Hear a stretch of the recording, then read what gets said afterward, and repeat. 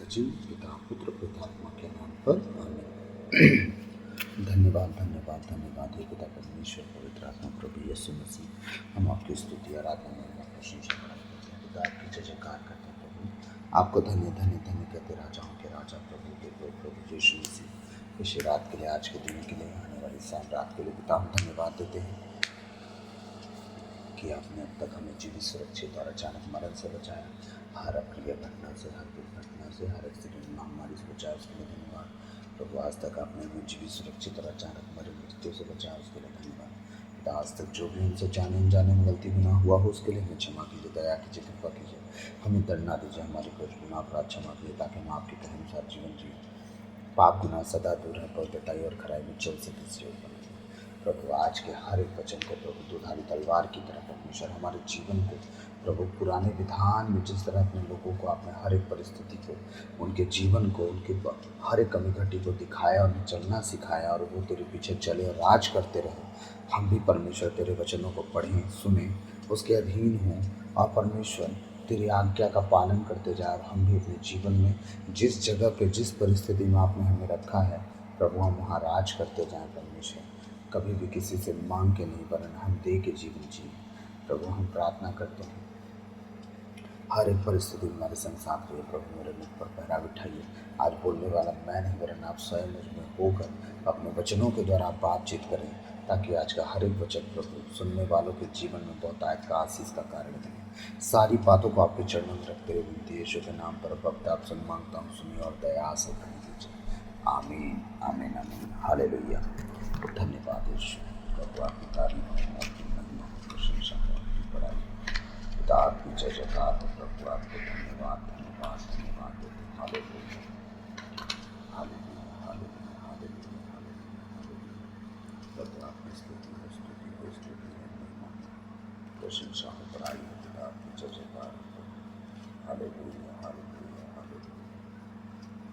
तो हमने कल देखा आमोस का ग्रंथ 2 अध्याय 9 से 16 हमने कल पढ़ा।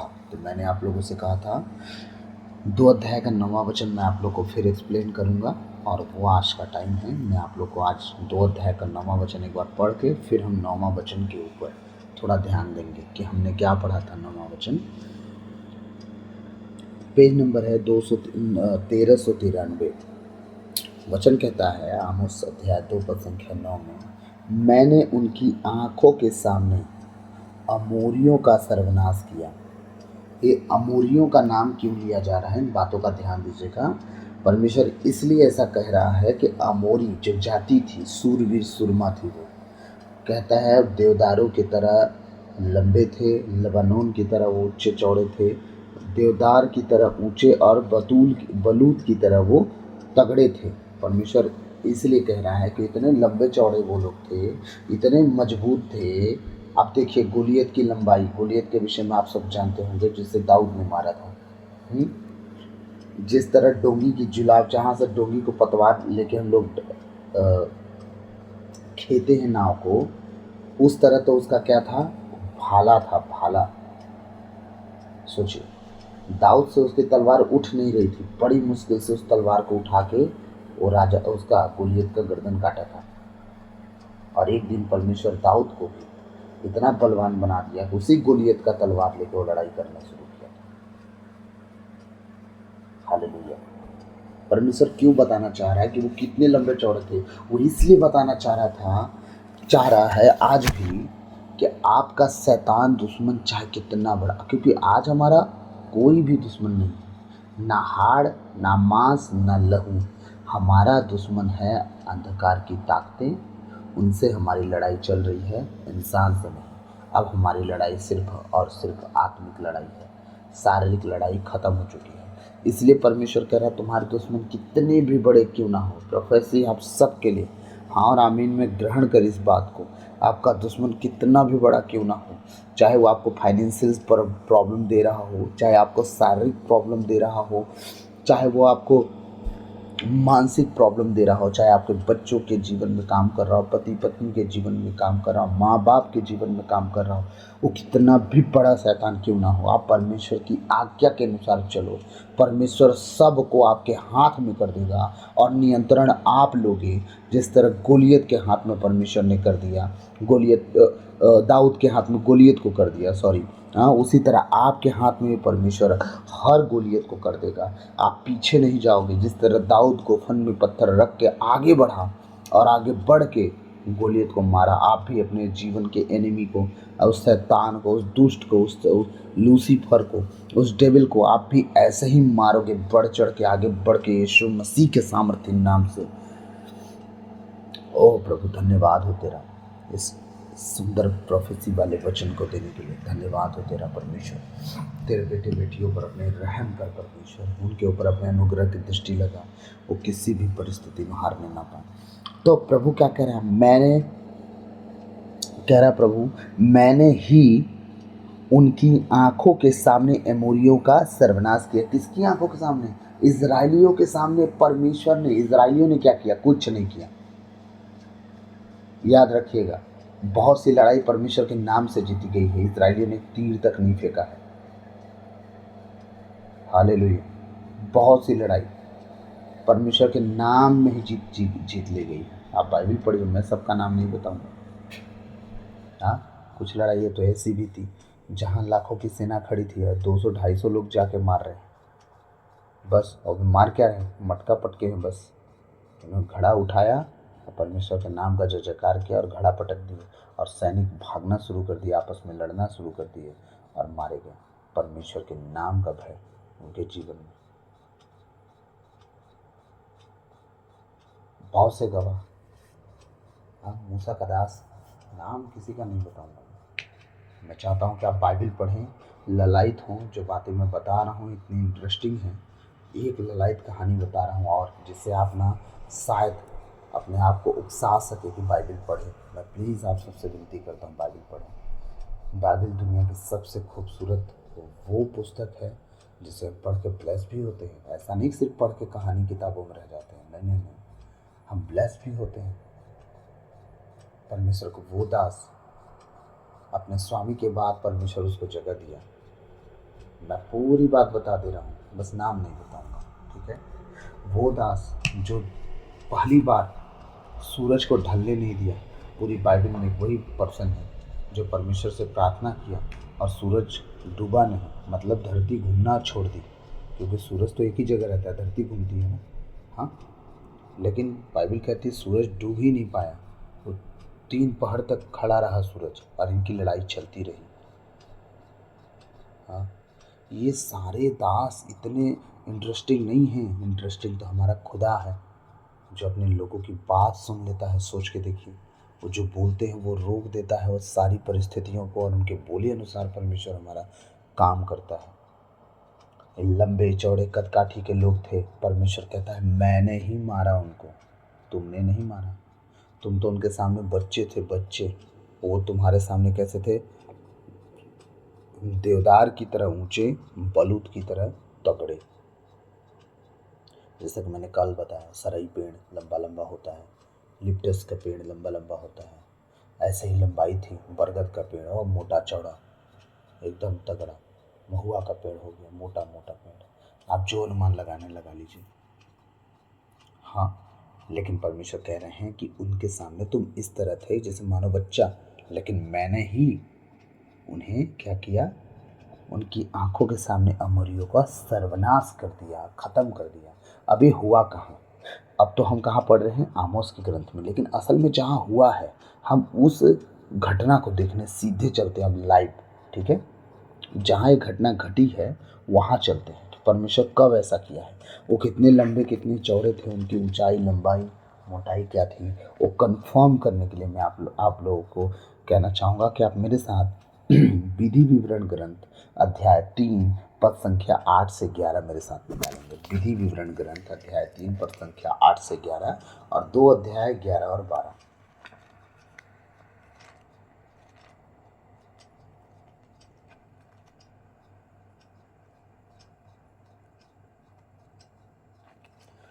क्या कह रहा है प्रभु का वचन? 3 अध्याय 8 से लेके 11 तक। पेज नंबर आप लोग को मिल जाएगा 224-25, ठीक है। पुराना विधान 225 पे है। अब देखिए प्रभु का वचन कह रहा है, इस प्रकार हमने उस समय दर्शन के उस यरदन के उस पार के दोनों अमोरी राजाओं के देशों को, किन राजाओं के देशों को? अमोरी राजाओं के देशों को, है ना, अर्नोन नदी से हेर्मोन तक अपने अधिकार में ले लिया। सीदोनी लोग हेर्मोन को सिरियोन और अमोरी लोग सनीर कहते हैं, ठीक है।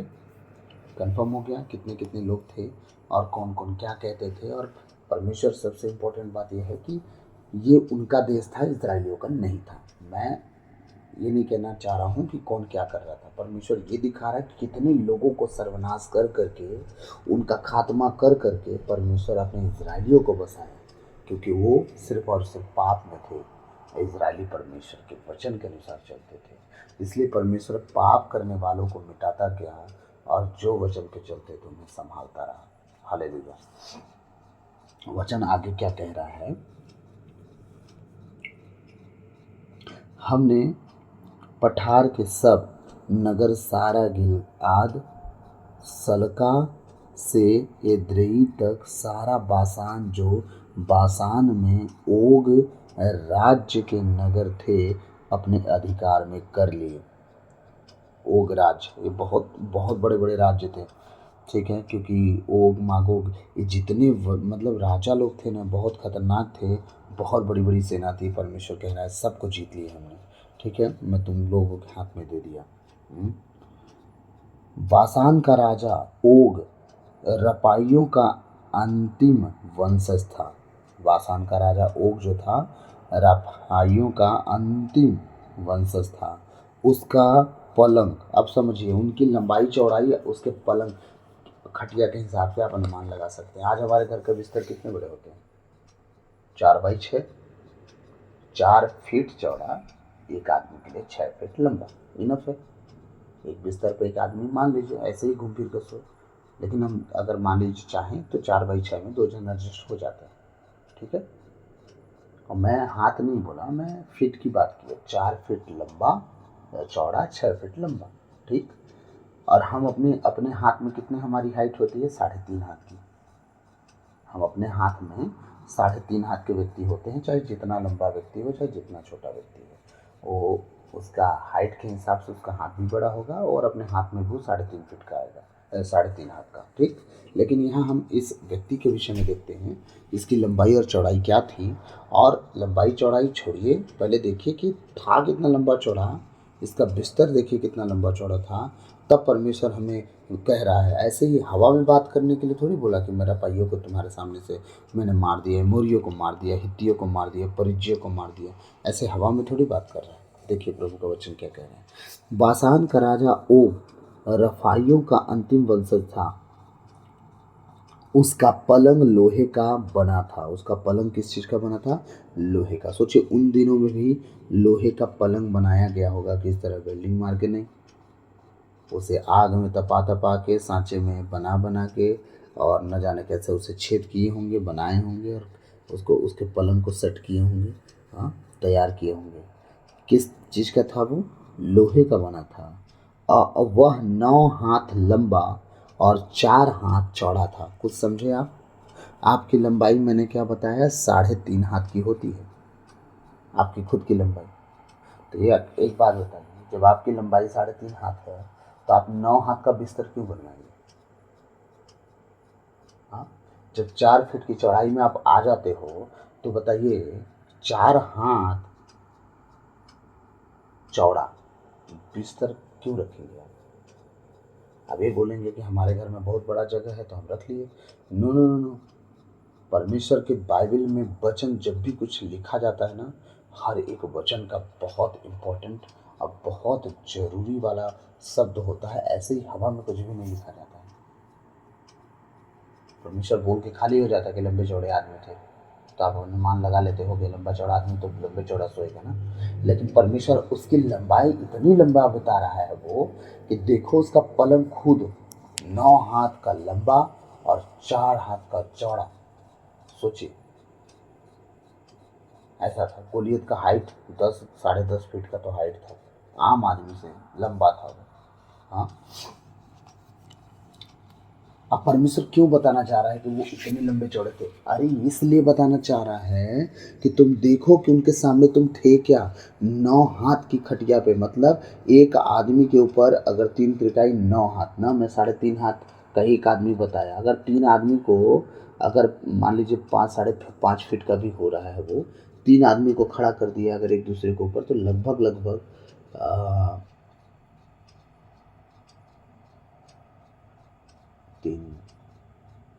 9, 3 त्रिकाई 9। सोचिए 3 आदमी के बराबर लंबाई उसकी हो जाएगी, 15 फीट सीधे पहुंच जाएगा, 14.5 फीट। हाँ, अगर एक नॉर्मल व्यक्ति 5.5 फीट का है तो भी वो कितना पहुंच जाएगा हाइट, 14.5 फीट की उसकी हाइट हो जाएगी। 14.5 फीट। परमेश्वर हमें ये बताना चाह रहा है कि ज़्यादा से ज़्यादा तुम में लोग 9 फीट के रहते थे, 8 फीट के रहते थे, हो गया तो 10 फीट के, लेकिन वो व्यक्ति 14.5 फीट का था। सोचिए उसकी लंबाई कैसी रही होगी। और वो अकेला नहीं था, उस वंशज के सारे लोग लड़ाकू जितने थे उन सबकी बात हो रही है जो मोरी लोग थे, ऐसे ही लंबे चौड़े कद काठी के होते थे। हाँ, गोलियत का भाई था चचेरा भाई की, कौन भाई, कभी कभी नाम करेक्टर भूलता हूँ मैं। उसकी 24 उंगलियां थी। वचन कहता है 24 उंगली। क्यों परमेश्वर 24 उंगली का नाम लिखा? क्योंकि वो बता रहा था परमेश्वर अपने वचन के द्वारा कि वो इतना शक्तिशाली था, उसकी 24 उंगलियां थी और योद्धा था वो, गोलियत से भी बड़ा योद्धा था, कम नहीं था वो अपने आप में। लेकिन दाऊद का भतीजा मार डाला उसको, तो उसके भाई का बेटा, और दाऊद के सेना में वो भी एक सेनापति था। सोचिए। हाँ, क्यों ये सारी बातें लिखी गई हैं आपको मालूम है? परमेश्वर ये बातें आपको बताना चाहता कि तुम्हारे लिए कोई लड़ाई बड़ी नहीं है। आमीन। तुम्हारे लिए कोई भी शैतान का वो फेवर जो सामने खड़ा होता है आपके खिलाफ में, याद रखिएगा वो आपके लिए कभी भी जीत का कारण, हार का कारण मैटर नहीं करता। मैटर करता आप किसके साथ खड़े हो, परमेश्वर के साथ या अपनी उस ज़रूरत के साथ जो जीत और हार को साबित कर देगी। जिस दिन ज़रूरत के साथ खड़े रहे कि जीत और हार होगी कि क्या होगा कैसे होगा, आप पक्का हारोगे, 100% गारंटी है। जीतने का चांस 1% भी नहीं है। लेकिन जिस दिन आप प्रभु के ऊपर डिपेंडेड हो गया, प्रभु जीतूँ ना जीतूँ, हारूँ ना हरूँ, चंगा हो ना हो, बीमार रहूँ या ठीक हो जाऊँ, और परमेश्वर पैसे हों या ख़त्म हो जाए, नौकरी रहे या जाए, तू है तो सब कुछ है। जिस दिन डिपेंडेड हो गए ना, मैं सच कहता हूँ, किसी दिन ऐसा होगा कि जिस परिस्थिति को लेकर आप दुखी होंगे और परमेश्वर से कहेंगे अगर परमेश्वर देना है तो दे, नहीं देना है तो ना दे। परमेश्वर अगर ना भी दे तो भी आप खुशी मनाओ, क्योंकि आप परमेश्वर की इच्छा पे किसी चीज़ को छोड़े हो। अगर आप परमेश्वर की इच्छा पे कोई चीज़ छोड़े हो, याद रखना, आप अच्छा मांग रहे होगे, आपको बेस्ट देगा। आप बेस्ट मांग रहे होगे, वो आपको उत्तम देगा। अगर आप उत्तम मांग रहे होगे, आप सर्वोत्तम पाएंगे यीशु मसीह के नाम से। आमीन। क्योंकि वो आपके लिए और बढ़ के करेगा, और बढ़ के करेगा, क्योंकि आपने उसकी इच्छा पे सब कुछ छोड़ दिया। आप अपना बुद्धि ज्ञान लगाना बंद कर दिए। आप उससे मांग के नहीं, आप उससे कह के छोड़ दिए कि प्रभु तू महान है, तू जानता है मेरे लिए ज़रूरत किस चीज़ की ज़्यादा है। जिस परिस्थिति के लिए मैं अभी आपसे मांग रहा हूँ या मांग रही हूँ, वो ज़्यादा ज़रूरी है या आपकी नज़र मेरे लिए और अच्छी चीज़ों की ज़रूरत है? प्रभु मैं नहीं जानता, मैं नहीं जानती, लेकिन मैंने अपनी बात बता दी कि मुझे इस चीज़ की ज़रूरत है, आप जैसा चाहो, बस आपके ऊपर है। क्योंकि आप तो भले पिता हैं, हमारी ज़रूरतों को हमसे ज़्यादा जानते हैं, तो हमारे लिए तो आप उत्तम करते हैं, क्योंकि आपने खुद कहा है संसार के जो पापी माता पिता हैं, वो तुम्हें रोटी के बदले, अंडा के बदले, मछली के बदले, बिच्छू, सांप, पत्थर नहीं देते, तो आप तो स्वर्गीय पिता भला परमेश्वर हैं, आप ऐसे ही कुछ भी क्यों देंगे? मतलब हमारे माता पिता से कहीं ज़्यादा अच्छा काम करने वाले हमारे परमेश्वर हैं। तो जब परमेश्वर काम करेगा, सोचिए, एक एक सिपाही का काम करना, एक नौकर का काम करना और एक खुद राजा का काम करना कितनी बड़ी बात है। अगर नौकर आपको दान देगा तो कितना दान देगा? दिल अगर उसका खुश हो गया, आप बोलेगा वाह वाह वाह वाह, क्या बात है यार, आपने तो गजब ही कर दिया, आपने इतना अच्छा खाना बनाया, मैं आज आपके लिए कुछ गिफ्ट देना चाहता हूँ। वो अपनी हैसियत के अनुसार देगा, लेकिन राजा अगर गिफ्ट देता है तो वो भी अपने हैसियत के अनुसार देता है। नहीं देखे बाइबल में, प्रभु का धन्यवाद हो को भेद की बातें परमेश्वर मेरे दिल में डालते रहता है। मैं आप सबसे बात करता हूँ, मैं कभी कभी आप सबको एक बात बताऊँ, दिल की बात, थोड़ा इमोशनल होके बोल रहा हूँ। मैं कभी कभी सोचा भी नहीं होता हूँ कि मेरा प्रभु मुझसे ना दिल में वचन डाल देगा आप लोग से बात करने के लिए। क्या मैं पूरी बाइबल को थोड़ी ना मतलब कैरी करके रखता हूँ कि दिल में बसा लिया हूँ, नहीं, मैंने पढ़ा है, उसे समय दिया है, लेकिन प्रभु ने एक वादा हम सबसे किया है, भूलिएगा नहीं। मैं पिता के पास जाऊंगा और तुम्हारे लिए एक दूसरा सहायक भेजूंगा, जो तुम्हें समय समय पर वो सारी बातें याद दिलाएंगी जो जिसे मैंने तुम्हें कहा है। तो जब हम वचन पढ़ते हैं ना, हमें जब जहाँ ज़रूरत पड़ता है प्रभु का हृदय में वो वचन डाला जाता है, हमारे लिए, आपके लिए। अभी जो मैंने कहा कि मैं प्रभु का धन्यवाद देता हूँ, तो सारे वचन मुझे याद नहीं है, लेकिन जब जहाँ ज़रूरत पड़ता है प्रभु मुझे देते हैं। अभी मैंने क्या कहा कि राजा अपनी हैसियत के अनुसार दान लुटा देता है। अगर छोटा कर्मचारी होगा वो भी अपनी हैसियत के अनुसार, लेकिन जब राजा दान लुटाता है तो बहुत बड़ा दान लुटाता है। देखिए, अभी मैंने जो कहा कि प्रभु दिल में बात डाला, तो वो यही बात थी कि यूहन्ना बपतिस्मा देने वाला जब जेल में गया था, एक राजा जो था अपनी भाभी के साथ शादी किया था, और यूहन्ना ने उसे सबके सामने बोल दिया था तूने गुनाह किया है, और उसकी भाभी को लग गया था बुरा, और वो मौका ढूंढ रही थी कि कब उसे मरवाए। ठीक, अब राजा का बर्थडे था और उसकी भाभी क्या की, अपने पति के साथ जो बेटी पैदा हुई थी, ठीक है, अपने पति के साथ मतलब भाई की बेटी और पत्नी दोनों वो अपने पास रख लिया था। ठीक, उसका बर्थडे था और उसकी पत्नी जो थी अपनी बेटी को उकसाई कि जा तू क्या कर, अपने पिता को खुश कर, सौतेले बाप को, ठीक है, उसे खुश कर, जब वो खुश हो जाएगा, जब इनाम देने की बात करेगा, तब तू मेरे पास आना। सोचिए, वो बेचारी महिला अपनी बेटी को क्या सिखा रही है।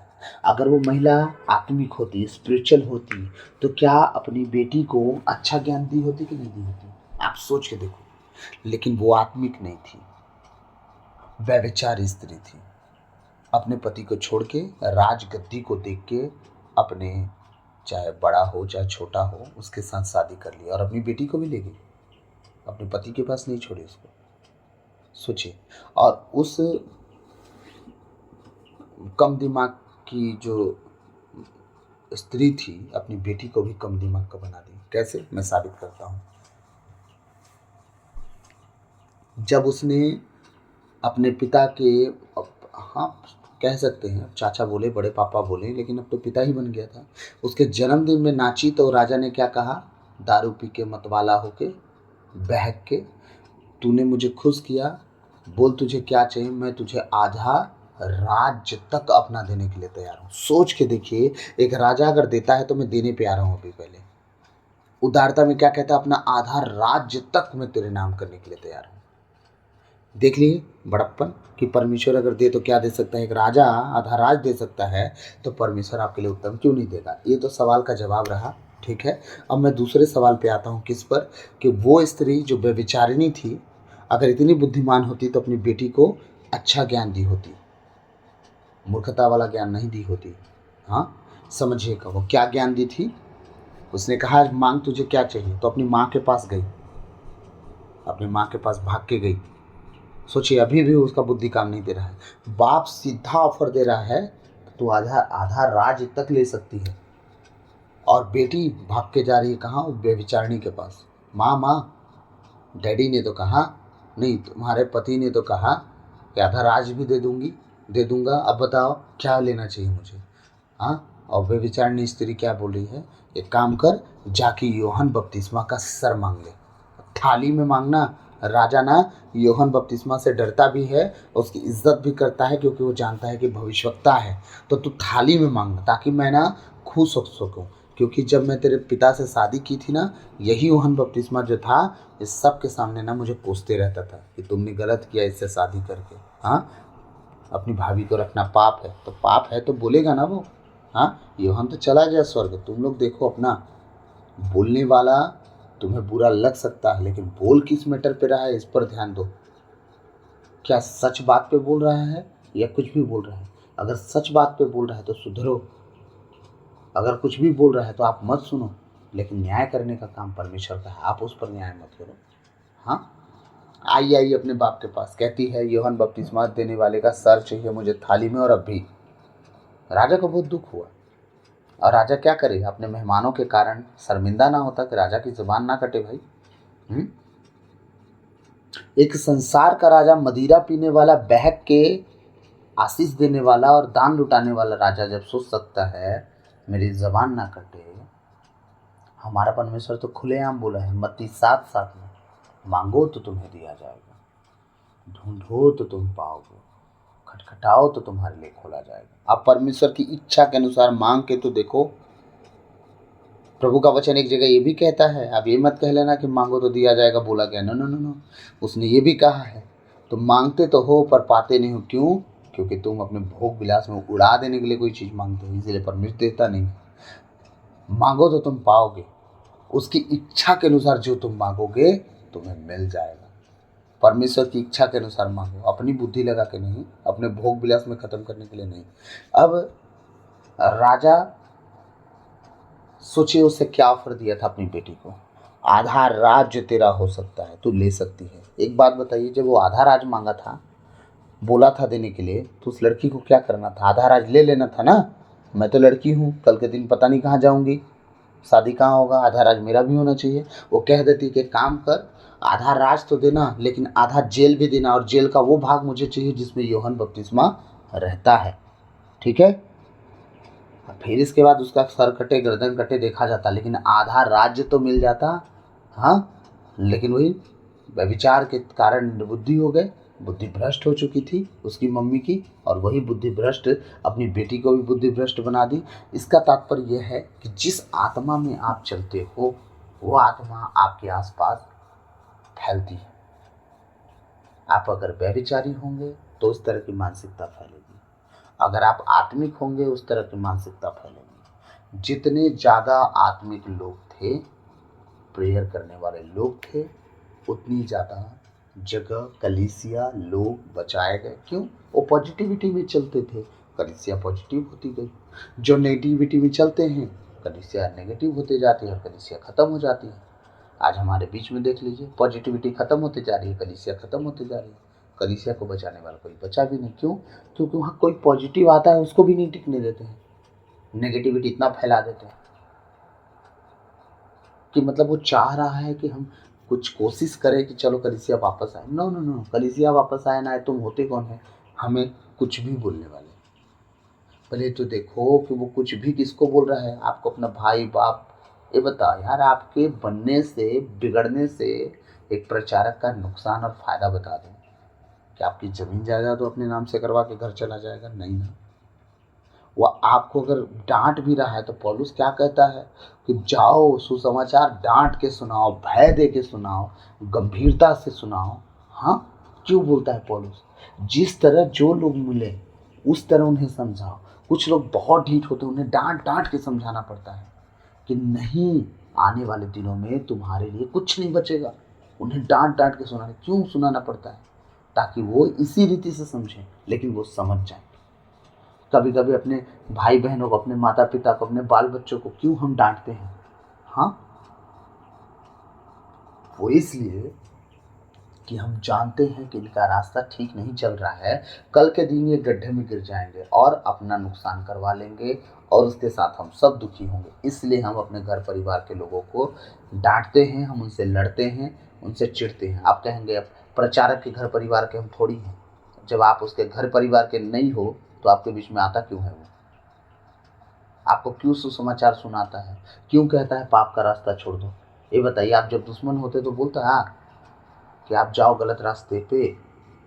आप उसके घर के अपने परिवार के सदस्य अगर ना होते, उसे कोई फर्क पड़ता कि आप जियो या ना जियो?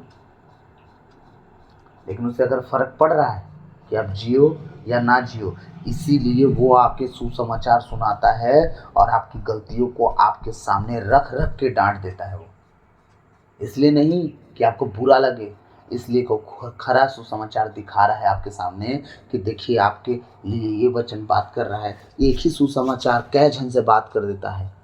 आपसे करेगा, अब कहेगा प्रभु का वचन व्यभिचार ना करना। अगर आप व्यभिचार नहीं करते तो आपके लिए थोड़ी ना है वचन, लेकिन जो कर रहा है कलीसिया में उसके लिए तो है ना। लेकिन एक तो कहता है लालच ना करना, आप लालच करते हो, दूसरा लालच नहीं करता, तो यार आपके लिए तो है नहीं ये वचन, दूसरे वाले के लिए भले नहीं है। तो प्रभु का सारा वचन किसी न किसी काम में तो आता है। अब आपके लिए जो नहीं है तो आप उसे रिसीव मत करो। अब उसे बुरा भी मानने के लिए मत लो, अरे क्या कह रहे हैं, मैं तो ऐसा नहीं हूँ। अरे तो कलीसिया में और लोग भी तो बैठे हैं, आपके अलावा भी तो लोग हैं ना जिनसे गलतियां होती हैं। आप तो धर्मी हो, ठीक है, आप मत जज करो ना फिर। हाँ, इसीलिए कलीसिया में सिर्फ आप अकेले नहीं बैठते, बहुत लोग बैठते हैं। जो आपके लायक दिया जा रहा है वो आप ग्रहण करो, जो आपके लिए नहीं दिया जा रहा है उसे ग्रहण मत करो, लेकिन जज करते मत फिरो, क्योंकि आप अपना नुकसान कर रहे हो। हालेलुया। मैंने क्या कहा अभी, अगर वो उसकी माँ स्पिरिचुअल आत्मिक होती तो अपनी बेटी को क्या बोलती, एक काम कर, तो राजपाट ले ले और योहन जिस सेल में बंद है उस सेल को भी ले ले, फिर उसका क्या करेंगे हम देखेंगे। हालेलुया। लेकिन यहाँ कहानी अलग। माँ की उकसाई हुई बेटी चुपचाप गई, अपना नुकसान करके आ गई। क्या ली, सर। ना उसका बिरयानी बना सकती है, ना तंदूरी बना सकती है, ना चिकन बना सकती है, ना उसे खा सकती है। अरबों की संपत्ति छोड़ के एक सर लेके घूम रही थी। बताइए क्या फायदा हुआ। क्यों, गलत संगति, क्यों, गलत शिक्षा। क्या कर दी उन्हें, बुद्धि भ्रष्ट। जिस जिस जिस जिस इनाम के लिए आप बुलाए गए हो, गलत संगति, गलत विचारधारा, गलत लोगों से मिलना, गलत लोगों से बातचीत करना, ये आपके सारी सारी सिचुएशन को खराब कर देती है। इसीलिए परमेश्वर का वचन कहता है बुरी संगति अच्छे चाल चलन को भी खराब कर देती है। इसलिए बुरी संगति छोड़ दीजिए।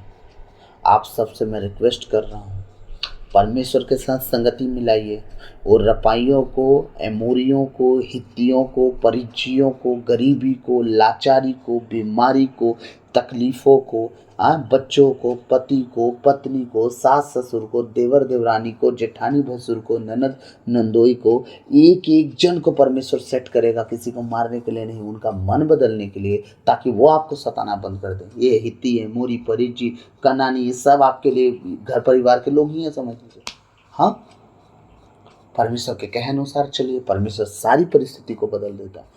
कितना भी बड़े देवदारों की तरह और लबानोन की तरह दिखे लोग आपके लिए, आपके जीवन में परिस्थिति दिखे, तकलीफ दिखे, हाँ, बीमारी दिखे, इतनी बड़ी बीमारी, इतना बड़ा कष्ट, हाँ, देवदारों की तरह है, बलूत पेड़ की तरह है, उसका तो सामना हम नहीं कर पाएंगे। परमेश्वर कहता है मैंने उन्हें तुम्हारे सामने से नाश कर दिया है, पहले ही नाश कर दिया है। आज तो तुम आमोस के पत्री में पढ़ रहे हो, आमोस के ग्रंथ में पढ़ रहे हो। हाँ, मैंने तो विधि विवरण ग्रंथ में ही खत्म कर डाला। तुम तो न जाने कितने साल के डिस्टेंस में हो। मैं तो जमाने में मार डाला हूँ ऐसी ऐसी परिस्थितियों को। अब तो कुछ भी नहीं है मेरे सामने। तो मुझ पर अब विश्वास करके मेरे अनुसार चल के तो देखो। हमसे बस उसके वचन के अनुसार चलना नहीं हो पा रहा है। अरे क्या कह दिया आपका हमारा, क्या बताइए, हमारा आपका वो किडनी, गुर्दा, फेफड़ा, कलेजा मांग लिया। उसने कहा पाप मत करना। अब बताइए क्या गलत कर दिया हमारा परमेश्वर बोल के। उसने कहा व्यभिचार ना करना, परमेश्वर ने क्या गलत कह दिया व्यभिचार ना करना। पराई स्त्री को झांकते रहेंगे ये सही अच्छी बात है, पराये पुरुष को झांकते रहेंगे सही अच्छी बात है। और परमेश्वर ने कहा नशा ना करना, नशा करोगे तो फटे चिड़चिड़े पहनोगे।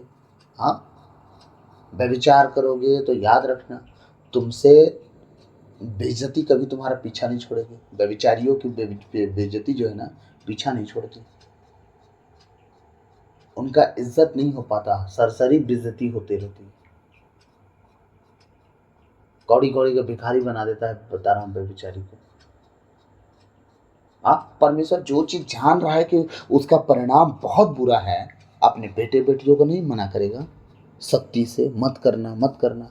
प्रचारक आपके भवन में आते हैं जो परमेश्वर के आपको सुसमाचार सुनाने हैं। एक बात बताइए, आपसे उनका क्या लेना देना, क्यों वो इतना टेढ़ा वचन दे के आपको जाते, ताकि आप कहीं ना कहीं से हृदय में अपने हृदय को खोलो, कठोर ना करो, उस वचन को ग्रहण कर लो और वो सारे गुनाह करना छोड़ दो जो आपसे हो रहे हैं। ताकि आप परमेश्वर की नज़र में पवित्र ठहराए जाओ, पाक ठहराए जाओ और परमेश्वर के बेटे और बेटी कहलाओ। और आपके सामने से हित्ती, अमोरी, परिचित दुनिया की सारी बीमारी, तकलीफ, गरीबी, लाचारी परमेश्वर खत्म कर दे। आमीन। तो आप आज ये दो बातें मैंने आपके सामने रख दिया। एक मूर्ख व्यक्ति के साथ संगति मत कीजिए जिस तरह वो यूहन्ना बपतिस्मा देने वाले का सर कटवा डाली। और एक, अपनी परिस्थितियों को देख के होपलेस मत होइए, निराश उदास मत होइए। अपने जीवन की हर एक चिंताओं को परमेश्वर के ऊपर छोड़ दो। प्रभु ने खुद कहा है, अपनी चिंता मुझ पर डाल दो। अब इसके बाद अब परमेश्वर के सामने पूरी तरह से सरेंडर हो जाओ। परमेश्वर को कहो, प्रभु आपकी इच्छा पूरी हो, आप जैसा चाहो चलाओ। मैं सच कहता हूँ, आप अच्छा चाह रहे थे ना, वो आपको उत्तम देगा। अगर आप उत्तम चाह रहे थे ना, वो सर्वोत्तम देगा आपको। मैं सच्चाई बता रहा हूँ। मेरा परमेश्वर दया का सागर है, दया का धनी है, अति करुणामयी है। और क्रोध भी करता है तो बड़ी धीरे से क्रोध करता है, उसे तुरंत गुस्सा नहीं आता है, वो आपको बहुत बार माफ करता है। हमारा प्रभु इतना सुकून देता है जीवन में। मैं अपनी लाइफ का सबसे खुशनसीब व्यक्ति हूँ जो यीशु मसीह को जानता है। यीशु मसीह परमेश्वर है। बाइबल में जो परमेश्वर पाया जाता है, उसका एक जो बेटा है, वो हमारे जीवन में बहुत बड़ी शांति देता है। मैं सच कहता हूँ, मेरे पास कुछ नहीं है। सच कहता हूँ, मेरे पास कुछ भी नहीं है। मैं कह सकूँ कि ये मेरा है, मेरे पास है, मेरा है, नहीं है मेरे पास कुछ भी। लेकिन मैं कह रह सकता हूँ कि दुनिया का सबसे खुशनसीब व्यक्ति मैं हूँ।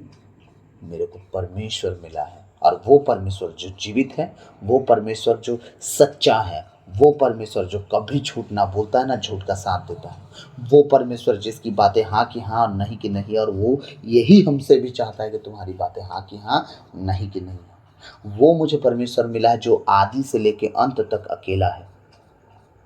वो परमेश्वर मुझे मिला है जो मार्ग भी है, सत्य भी है और जीवन भी है।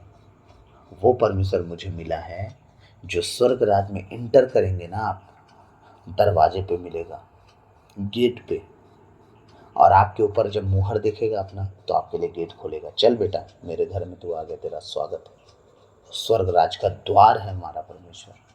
मैं उस परमेश्वर को जान गया। आज चाहे मेरे जेब में पैसे हों, मुझे कोई फर्क नहीं पड़ता, क्योंकि दुनिया ना सिर्फ एक चीज को देखती है, तुम्हारे पास पैसे हैं।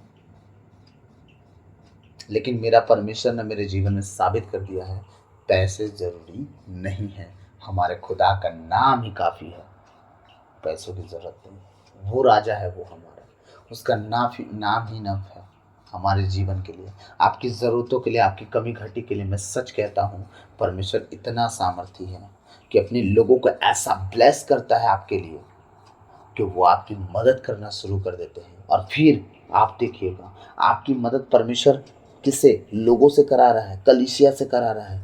हाँ, कलीसिया के लोगों को खड़ा कर रहा है आपकी मदद करने के लिए। और कलीसिया का जो व्यक्ति अपना हृदय परमेश्वर के लिए खोला कि परमेश्वर तो कह रहा है कि तेरे दासों का मैं मदद करूं, और वो करना शुरू किया, मैं सच कहता हूं, परमेश्वर उन्हें 100 गुना आशीषों से भरता है। उनकी आने वाली पीढ़ी पीढ़ी आशीष से भर जाती है।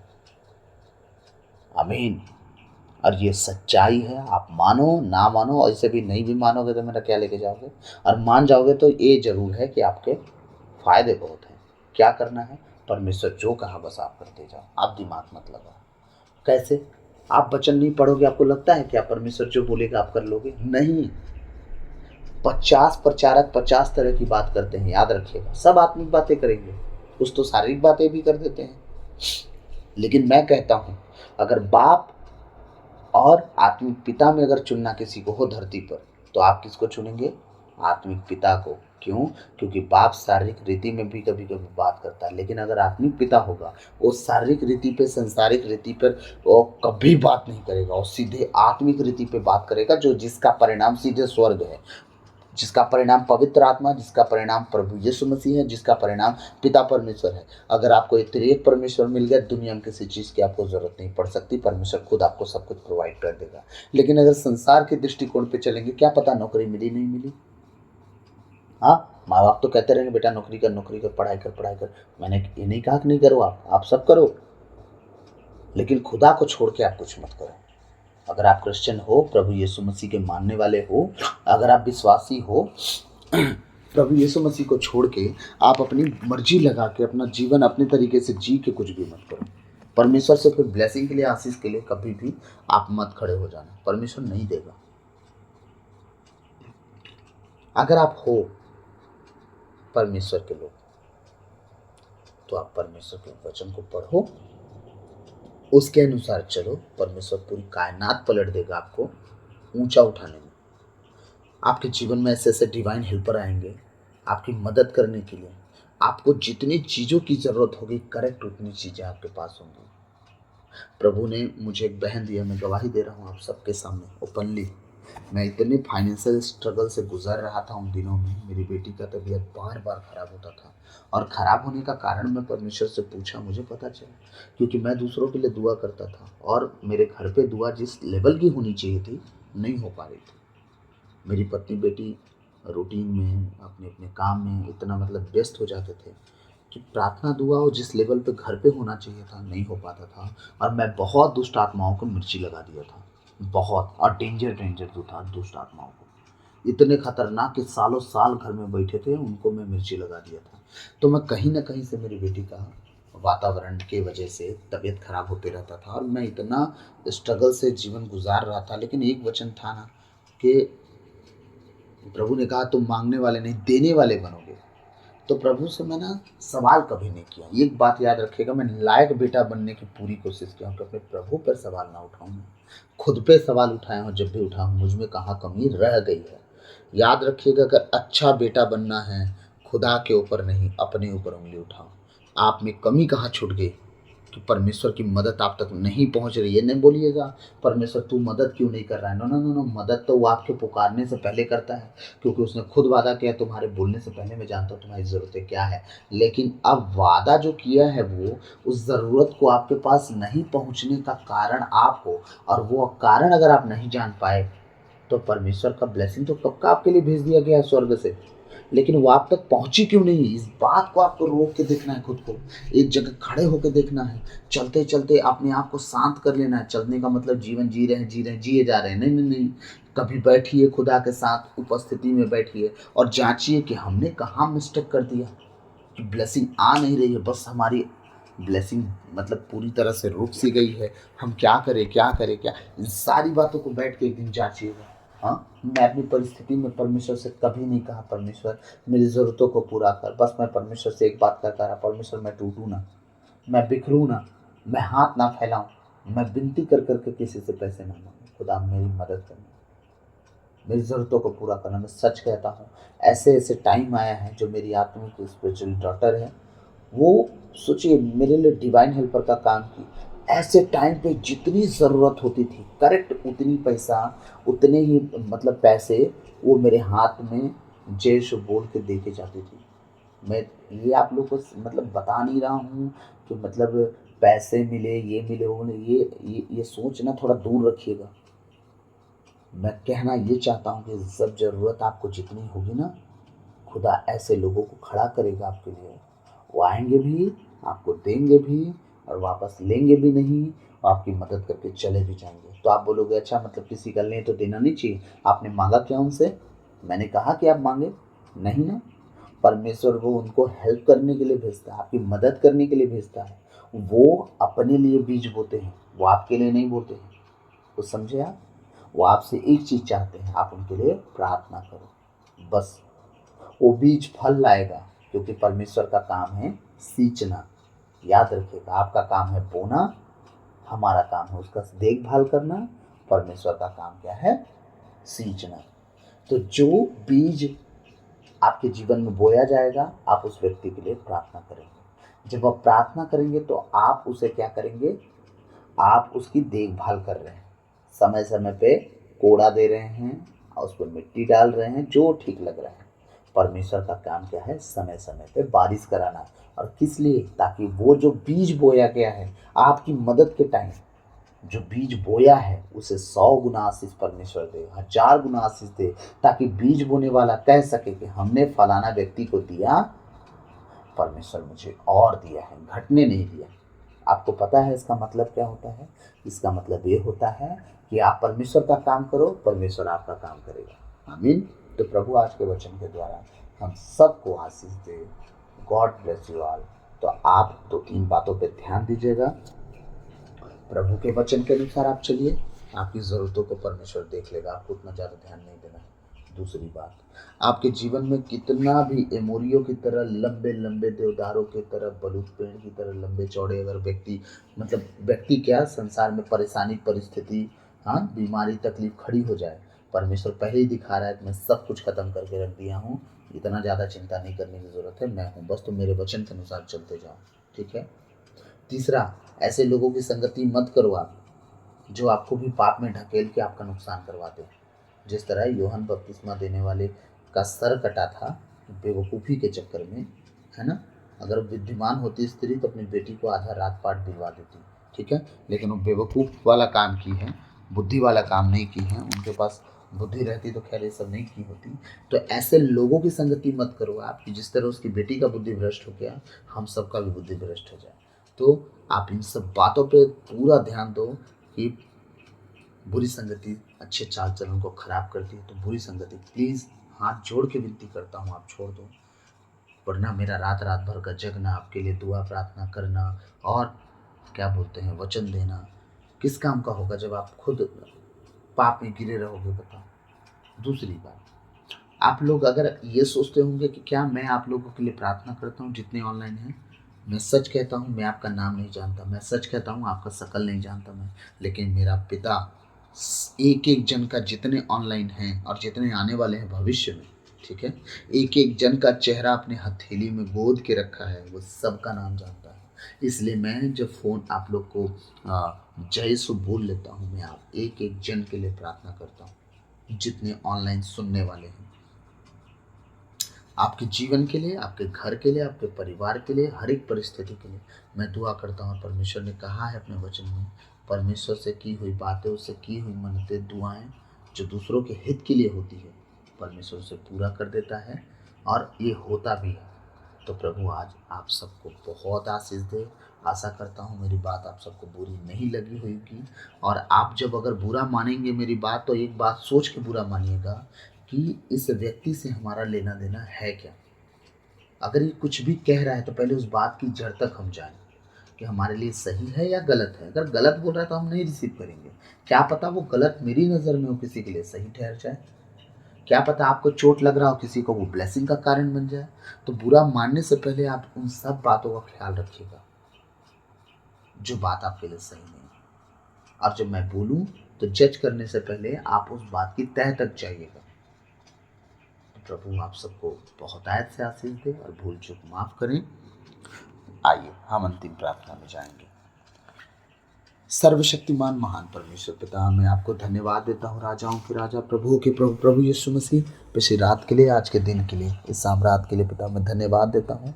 आपके बेटे बेटियों के लिए मैं प्रार्थना करता हूँ पिता, ज्ञान बुद्धि विवेक की आत्मा दीजिए, आपके पीछे चलने का सामर्थ्य दीजिए। दुनिया की कोई परिस्थिति कमी कमजोरी उन्हें रोक ना पाए परमेश्वर, वो बचे, उनका घराना बचा जाए यीशु मसीह के नाम से। प्रेरित 16:31 के अनुसार प्रभु मैं प्रार्थना करता हूँ अपने घर परिवार के लिए, अपने इस छोटे से परिवार के लिए।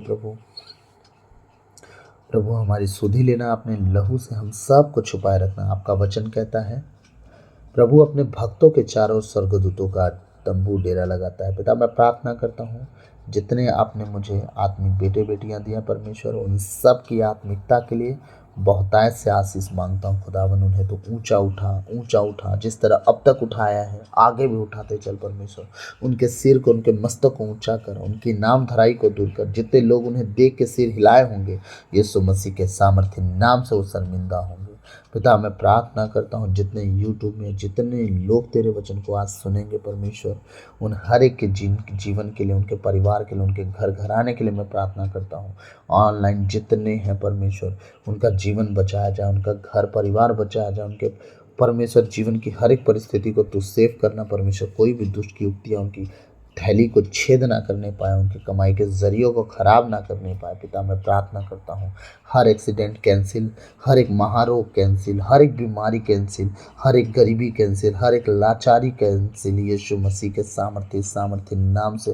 प्रभु जितने ऑनलाइन है परमेश्वर, उनके घर परिवार के लिए प्रभु मैं प्रार्थना करता हूँ विशेषकर उस बहन के लिए जो अपने हर एक कमी घटी में परमेश्वर तुझे हमेशा उपस्थित जान के चली है। पिता मैं प्रार्थना करता हूँ उस बेटी के लिए जो तुझसे आस लगा के बैठी है कि उसके जीवन के लिए एक तू नया रास्ता खोलेगा और परमेश्वर वो तेरे लिए जीती रहेगी। पिता मैं प्रार्थना करता हूँ अपने उस बहन के लिए जो अपने घर में अकेली विश्वासी है, उसका बेटा और पति परमेश्वर पिता तेरे पीछे नहीं चल पा रहे। मैं प्रार्थना करता हूँ कि पूरी रीति से वो तेरे पीछे चले। विशेषकर अपनी उस बहन के लिए मैं प्रार्थना करता हूँ जो अपने घर में अकेले विश्वासी है और पूरा घर उसे सता रहा है परमेश्वर, ना उसके बच्चे और परमेश्वर ना पति तुझे जानते भी नहीं और तेरे पीछे चलते भी नहीं। बहन के लिए मैं प्रार्थना करता हूँ प्रभु उसकी सुधि लेना, वो अपने घर परिस्थिति अपने परिवार में प्रभु उस भीड़ में प्रभु तेरे साथ रह के अपने परिस्थितियों से लड़ सके और जब उसका खुद का घर हो खुदावन तो उसके परिवार सहित